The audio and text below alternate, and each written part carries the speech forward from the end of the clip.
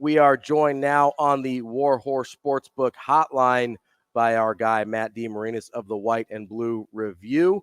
Matty, what's going on, man? Have you guys ever heard of a show called Free Girls? I have not, no. Oh boy. Where? So it's kind of like it's a kind of an Irish coming of age comedy or whatever. It's on Netflix. Okay. And it's really chaotic, in terms of like bickering and whatnot and just snarkiness. But there's this character named Orla who is kind of always encouraging the chaos behind the scenes, never really contributing to it. And that's how I feel. I feel like her when I'm listening to you guys. You're encouraging the chaos, but not contributing get him, to it. Ravi. I'm like, yeah, get him, DB. Yeah. Well, you do know your partner in crime over here is nuts, right? Like these hot takes are killing me. Oh, by the way, though, our mutual friend yesterday finally agrees with me and Jacob that with the letdown game. Did you listen to that segment? Yeah, I heard the gist of it.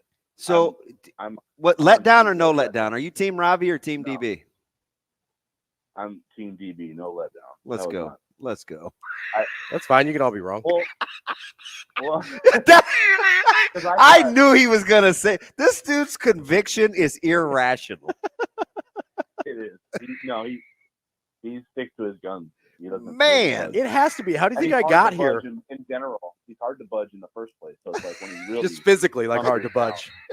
Yeah, physically hard to move, Goodness. Matt, go ahead. Well, I just felt we talked about this on a post-game pod too. Like we didn't really see a letdown performance. I mean, we didn't see letdown prep either. We thought, they prepared, with some sharpness or whatever. With effort. I didn't see them like coming out and being lackadaisical with details. I just think St. John's played better. Like I thought Creighton executed well enough to win the game. I just didn't think they were very sharp. They missed their wide open threes. They turned the ball over at times, got bogged down in the offense and had shot clock violations that are uncharacteristic of them. Stepped out of bounds, on some kind of set plays that created open shots. Like they just weren't very sharp. I thought St. John's was really tenacious and wanted to win that game, obviously, because basically their season's over if they don't. But I didn't think Creighton let down from an effort or engagement standpoint. I just think they got outplayed. And I think that's not a letdown in my opinion. So, okay, Maddie, answer me this, because I don't necessarily disagree with anything you said there. I maybe we'll push back on the execution a little bit. I didn't think they executed quite as sharply as they did, say, against UConn, which I understand is a very high bar. But what do you call it if it's not a letdown game? And I'm open to other interpretations, okay?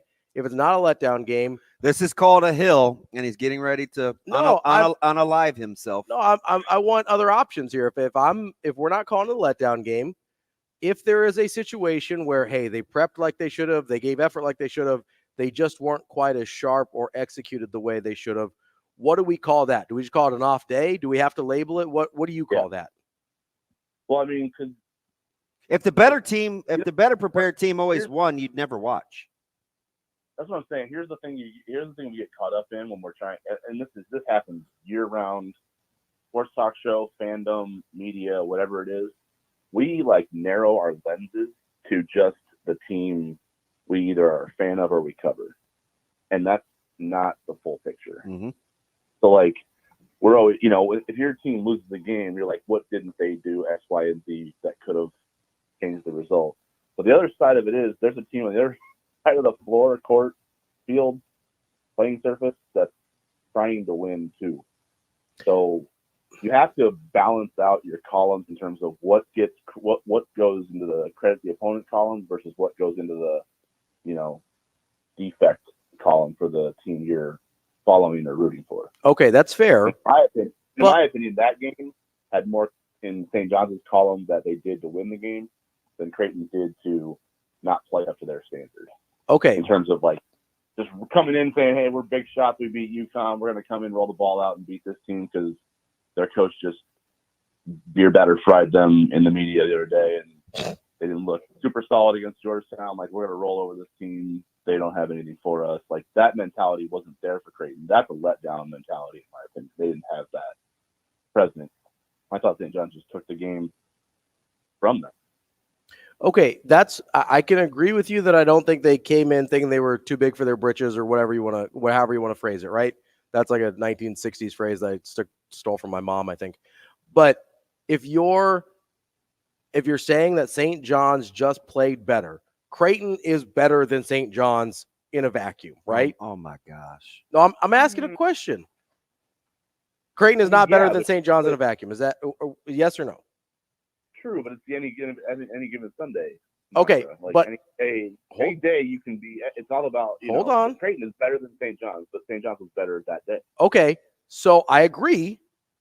But how much of St. John's being better do we have to put on? Like, why were they better? Is there any part of Creighton's performance that allowed them to be better, or did St. John's have an out-of-body experience? Kind of a little bit of an uncharacteristic experience based on how they played. Yeah. Although the one thing that was listen, St. John's didn't turn the ball over. Creighton doesn't turn you over anyway.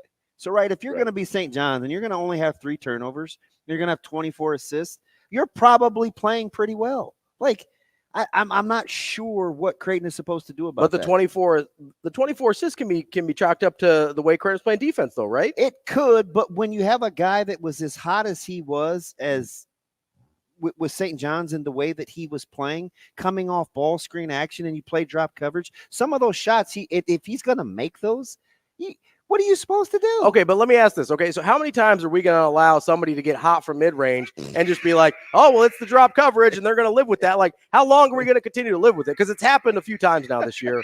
So, like, at what point are we going to be like, hey, maybe we shouldn't just live with it anymore? Gosh. I'm sorry, Maddie. I'm sorry. Is that a fair question? Right, I'm going to back away and be like, and just cheer right now. Get him.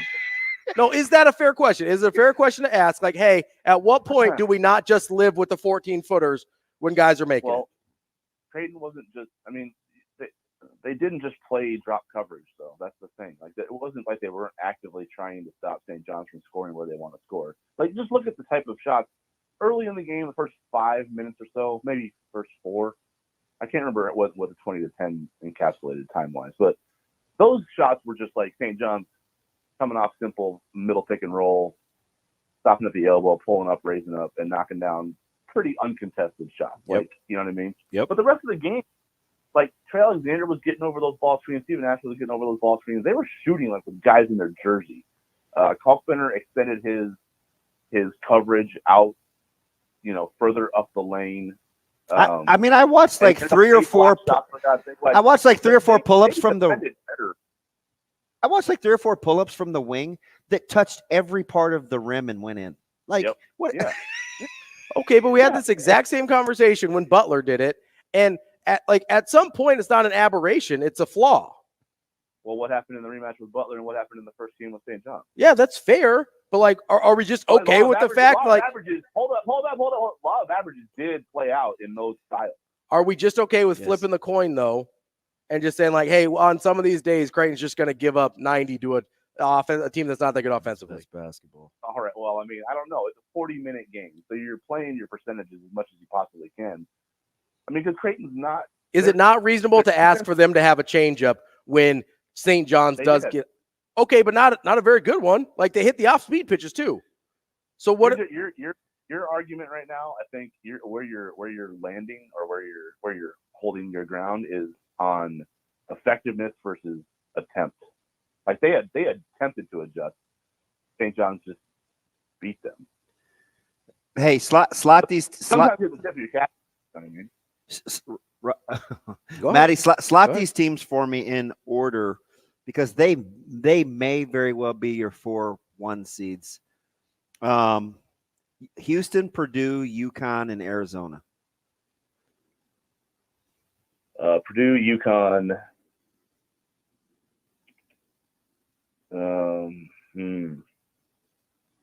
What do I like better? I'm going to go. God, I don't want to do this. I'm going to go Arizona over Houston. Okay. That person. Okay. So let me ask you this, because this is kind of my point. And I'm almost glad you asked it that way. Big Caleb Love guy, huh? Why don't we? I'm not. Why don't No, we? but I think their ceiling is higher than Houston's, but I think Houston's floor is much, much higher than hers. Why don't we like Houston more? I just think it's because like Jamal Shead has to play. If he doesn't play well, it's a non-starter. Like they're getting run out of the gym. And they don't have. Matty, they're 24-3. Yeah, I don't know. They're 7-3. They have 7 quad 1 wins. No, I know. That's the second most in the country behind Purdue and UConn. But when you look at UConn, Arizona, Purdue, they all have like 1 through 5. They're nasty. Houston's just kind of nasty in the backcourt, and like the wings play hard, but like if you can beat them up inside, you're really gonna have a field day with them. Like I love the way they compete. I love their effort level. I love how like just nasty they are. But like there's holes there that can be exploited. Okay, no one in the Big 12. No one in the Big 12 is built to do it. That's what like none of them have like the ability to pop Houston the way that like a UConn, Purdue, or Arizona can offensively. Is Nebraska better than their metrics? I feel like they're about right. What are they sitting at now? What's this stretch run done for them? Are they top 50 in both now? Yeah, I think so. Yeah, that's okay. So I think I'm just pulling up KenPom. KenPom, they're 34 in KenPom. Yeah. No, that's overall, but 38 offensively, 33 defensively. Yeah, they are. Yeah, they're top 40. Yeah. So that's top 40 both, but not top 20 either. I think that makes sense because like I think they're a little bit streaky. I think they can get picked apart a bit defensively, and sometimes they've given up some crazy offensive performances to other teams, and then they can also cook teams while struggle off it. Like there's a balance there in terms of just enough bad with good that I think they fit. Yeah, I think their metrics are spot on right now with the way they're playing. Top 40 in both. We were kind of picking apart the middle of the conferences the other day. Are you closer to knowing who Providence is or Michigan State? I have no idea who Michigan State is. Why does everybody says that? I think that's amazing. I think that's amazing. With Izzo, right? Yeah, look, if you look at lately, the way they've been lately, not really. Like they've been a double-digit loss team for what, 4 years running, now 5 years running. Like I don't know, man. That's kind of who they've been. They're really talented. They've got a legendary coach, and that there's like when postseason time rolls around, they bring a certain type of level to them that for some reason is a consistent part of their program. But as they're going through it, they've never really been one of those teams that's just going to like dominate a season and be a top 4 or 5 seed or top 3 seed the last few years. This has kind of been who they've been the last this decade at least. I think these two teams have some eerie similarities, except one has the true point guard. Marquette or Illinois? Marquette. Illinois is so wishy-washy to me. God, they're big. That is a big, long. Yeah. They're a team that like can win a national championship. They're Illinois. You just don't trust them to win 6 in a row in 3 weeks. That's the thing. But they're like their high end game is built for it for sure. It's just that's the thing with March is like you're national champion and is going to have a high floor. You know what I mean? Like they're gonna have because you're not always gonna play your best in the NCAA tournament. That's just not realistic. Even I don't especially with quick turnaround on scouts and stuff. But that's actually where I worry about UConn. But I have to kind of wash that away because they won a title. Yeah. But it doesn't seem like that's a team that's going to play much different over from a Thursday to a Saturday. You talking about Illinois or UConn? UConn. But they won. You know what I mean? That's what I mean. Yeah, no. Like I think their ceiling. I think that maybe the gap between their floor and their ceiling is wide, but their floor. When you look at their floor compared to anyone else's. Like that's why you trust them, or why you should anyway. Because and that's the thing with Illinois. It's like do you trust them that on their bad day they'll figure it out? I don't. That's why I think there's only a handful of teams, despite the parity that we've seen this year. There's only a handful of teams that are that are actually capable of going 6 for 6 in 3 weeks. Then who's the next best team in the Big East? That's a tough question. I think I don't think Creighton played poorly in Milwaukee. I think they did some things that contribute. I think they had more to do with their loss than Marquette maybe did. Yeah, because they'll be avenging that one next week. Yeah, I'm really curious. Write that one down too. Yeah, I'm curious to see that rematch because I think Creighton's offense is a lot better than it was in that middle part of the season, a lot more consistent, despite the poor shooting that they just had at MSG. Like I think they're in a better place now than they were the first time these two teams played. But I also think Marquette's kind of coming on, aside from getting pistol whipped at UConn, like they're getting, they've been so. I like that. Yeah, I'm curious to see that rematch. That'll probably. I don't want to cop out and not answer, but I feel like that's going to decide it right there. That might answer it for us. We're talking with Matt. Saturday. We're talking with Matt DeMarinis of the White and Blue Review. A couple Creighton tidbits to clean up here. Sounds like Mac and Creighton are working towards an extension that essentially would finish out his career here in Omaha. Any level of surprise? Is this what you expected to happen all along? Obviously, it's not finalized yet, but assuming it gets done, just how have you processed kind of that latest bit of information that's come out in the whole McDermott saga? I don't know if I would hatch that chicken just yet. I mean, I don't know if that to me was premature, you thought? I don't know if it's premature, but I think there's a PR game being played right now. And I think people need to kind of understand that, there's a Creighton side of it, and then there's a MAC agent side of it. So let's say the agent's the one that leaked, hey, Ohio State is interested. You're saying maybe Creighton leaks like, hey, we're trying to keep him here.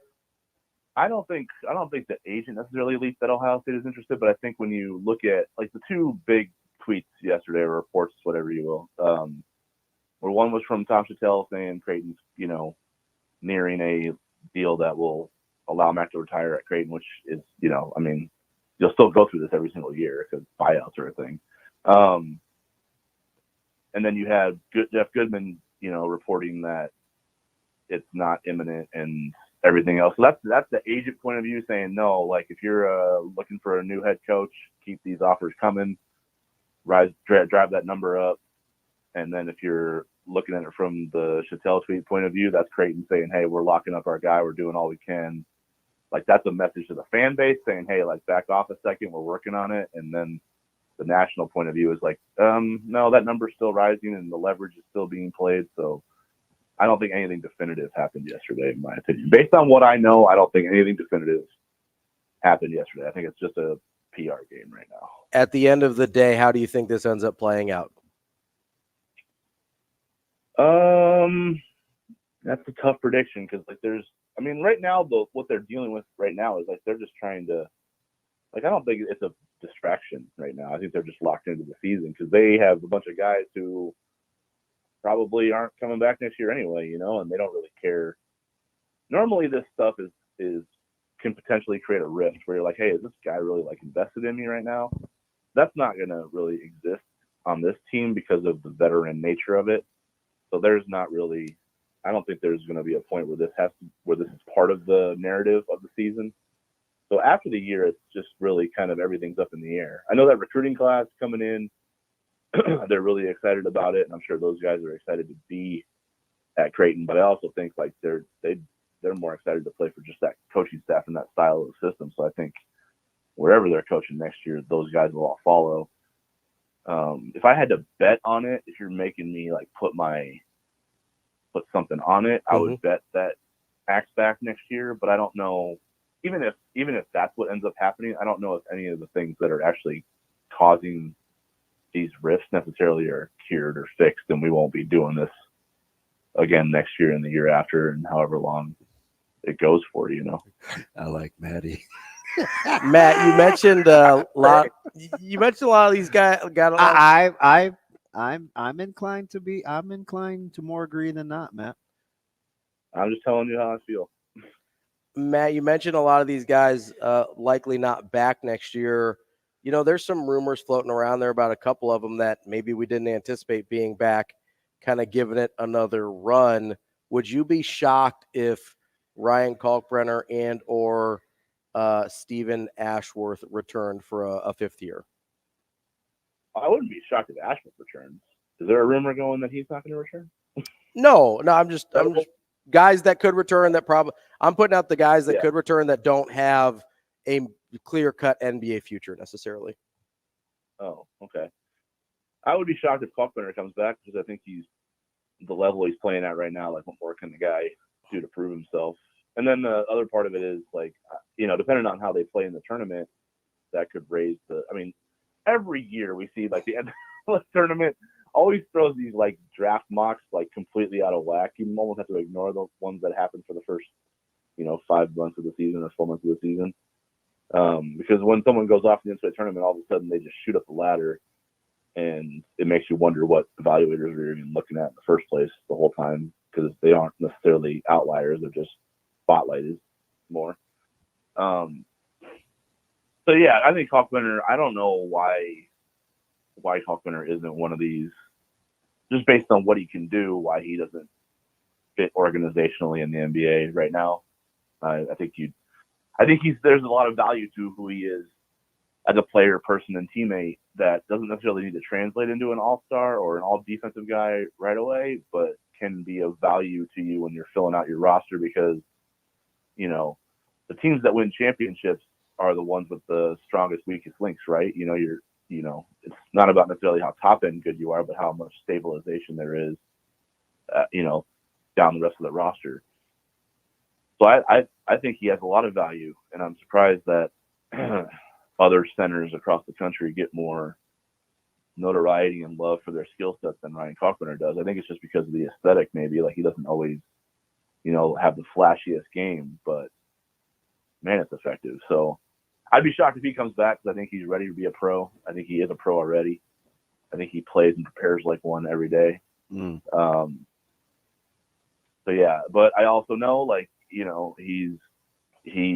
likes it here, and the NIL component, if someone throws enough of a number at him that's good, it's going to be better than his first year as a pro, then maybe he'll take it. So yeah, I could see it being up in the air maybe, but it would shock me. And maybe he likes living in Omaha better than he'd like living in Latvia. We don't know. Never a dull moment, Maddie. I love it. That's Matt DeMarinis from the White and Blue Review. Thank you, Maddie.